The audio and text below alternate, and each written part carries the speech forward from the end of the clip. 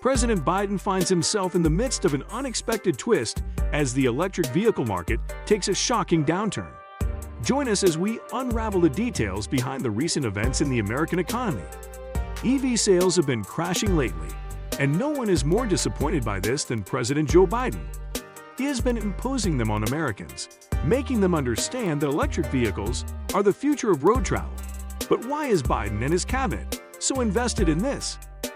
Car dealers have been trying to reach out to the government and let them know that the current situation is affecting their sales and business. But the nation's leadership doesn't seem to care. This whole issue started when President Joe Biden sent a message to the car manufacturers, giving them instructions and trying to ensure that they prioritize EV production. As a matter of fact, he wants 67% of cars produced and sold to be electric vehicles 6 years from now.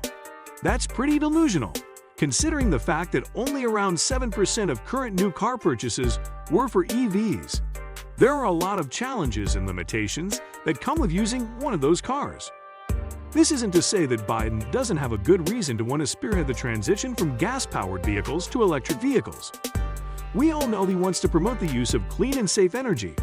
Nothing more refreshing than a president who cares about climate change and eco-friendly vehicles, right? But that's a lot of pressure on workers and dealers in the automobile industry. Even staples in the game, like Ford, have been having a hard time handling all of this. The company has made an estimate and realized that they might be paying $1 billion for penalties by the end of all this. The Environmental Protection Agency has also been giving out some unbelievable emission rules and other regulations.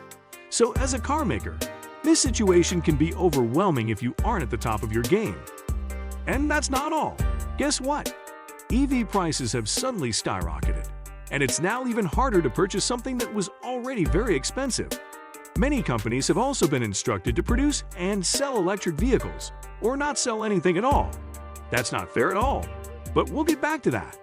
Let's talk about Biden's forceful hand on the economy to ensure that 67% of vehicles bought will be EVs a few years from now. As we mentioned earlier, Mr. President isn't doing this alone. He definitely has the support of his cabinet. But that's not all. There's another player in the game, the EPA administrator who goes by the name of Michael Regan. Michael said something that doesn't seem very feasible. He said the new standards for electric vehicle production would greatly reduce the need for CO2. To be exact, Michael stated that 3.7 billion tons of it would vanish. The administrator definitely won't be able to achieve this alone, and President Biden's support is just a way to enforce it upon the people. To make this work, he will need the support of the auto industry and labor groups. There will be a big change, and many of these individuals will have to adapt if they don't want to lose out on this. As a mechanic, if you refuse to learn and understand the technicalities of fixing an electronic vehicle, you'll end up being useless in the new world Michael Regan is trying to create. So what happened after the general public received the news? How'd they take it? The truth is that some people supported the idea, while most others were completely against it, and for good reason.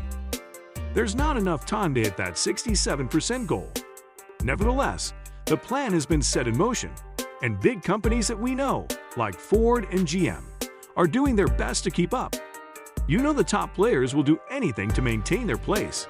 Anyway, GM decided to produce 1 million EVs every year by 2025. That's a lot, guys. Ford had settled on making 600,000 EVs per year by 2023. One can only hope that they're actually making that many by now. But one thing we need to understand is that everyone isn't moving at the same pace. Many American companies can't make that number of electric cars by 2032. Here's another angle. EVs aren't bringing in massive profit at the moment. So any amount of money being used is just capital and an investment. Smaller companies are not even sure they'll get their money back. However, one car-making company out there is enjoying the goods of this newfound gold mine, Tesla. We won't talk about them today. So what happens to the vehicles that other companies sell? No one wants to buy them, so the prices have dropped significantly. For example, a sleek car like the Ford Mac now has a reduced price of $45,000, whereas it was way more expensive a few months ago. This is a good thing for those of you that have your eyes on one. If you have some money in the bank, you can get one for yourself and feel good about it. But the whole issue with EVs wasn't the only thing President Biden and his administration got heat for. They were also called out on the latest update on the fuel economy standards. With almost 63,000 comments from angry citizens, states, and industries, we've discovered that the new fuel standards are pushing for greater fuel efficiency. When you think about it, this would only cause an unnecessary increase in fuel prices and require more output from businesses. To put it into perspective, if the rules are enforced, that would mean that 3 years from now, vehicles will cost more. Around $633 more. And it only gets worse from there. Critics have made their estimations, saying there will be an increase of at least $1,200 by 2032. As you can see, there's a push for a lot of change, and this all happened in a matter of months. A little more time wouldn't hurt, you know. What do you think is going to happen? Will the Democratic government be able to convince the people that this is the right way to go? Or are the citizens going to do their best to put an end to these new developments? To be fair, the government isn't the villain here.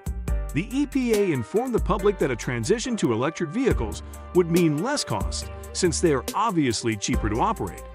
They also released a statement saying there are now potential tax credits for buyers. Apparently, these tax credits are designed to make mail lives easier. But were these rules created with the middle class in mind? I don't think so. They don't seem doable. Ever heard of the Ford F-150 Lightning? Its electric version is way more expensive than the gas-powered vehicle. It's around $26,000 more, so how do you expect the average Joe to be able to purchase it? The difference is too much, and even after considering all the incentives and discounts that come with purchasing one, buying one still seems unreasonable. Here's the thing, right from the start, EVs have been designed for luxury. We assume that is why they're so costly. Everything has been designed for the user's luxury, from the seats to the steering wheel. Even the interface is high-tech. You won't find conventional buttons in many of the vehicles. Rather, you would see a screen. What are some of the other issues? For starters, there aren't enough charging stations out there.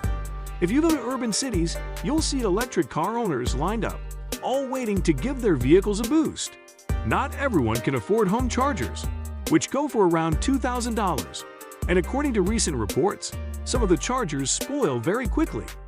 Even the ones that don't have a garage just settle for whatever they get, which shouldn't be so.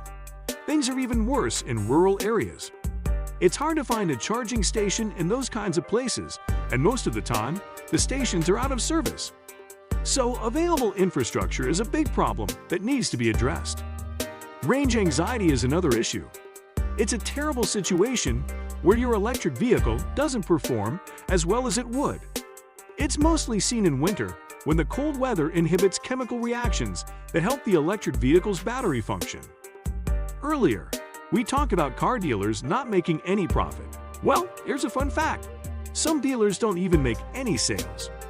Unfortunately, certain individuals spent a buttload of money on getting a couple of electric vehicles, but after several months, these vehicles were still unsold. The flexible ones went ahead to reduce the price of their cars and ended up losing money in the process. A big company like Ford is losing $36,000 for each EV sold. Other big companies like GM are facing something similar. GM had to slow down their electric vehicle battery production by 40%, and now they aren't even making their best-selling product, the F-150 Lightning, anymore. With this, the company might not be able to reach its original production goal for 2032. It's quite painful to see your money go down the drain for a product you were sure would bring profit. Around 4,000 car dealers have appealed to the president to slow things down and let people buy these cars when they're ready, but he doesn't want to budge. Have you ever wondered where EV batteries come from? No, they are not produced in the United States. They are made in China. China is the biggest producer of EV batteries, and that makes things a bit tricky for manufacturers in the US. The relationship between the two nations is quite complicated, so if anything comes up, we shouldn't be surprised that it affects the usual supply of electric vehicle batteries. Nevertheless, if this campaign for electrification of the automobile industry continues, China will gain more strength and have an edge over the United States. They had all the golden eggs and literally control the circulation of EV products and resources to other parts of the world. With all we've talked about, it's clear that President Biden needs to slow down. Companies are investing a lot of money and making little to no profit. Right now, EVs can only be afforded by an elite few, which shouldn't be the case. But till the average American can also afford one, let's take things slow. The electric vehicle is eco-friendly, but too many downsides come with it. Let us know your thoughts on this in the comments below. Don't forget to like, subscribe, and hit that notification bell to stay updated on all the latest twists in the world of tech.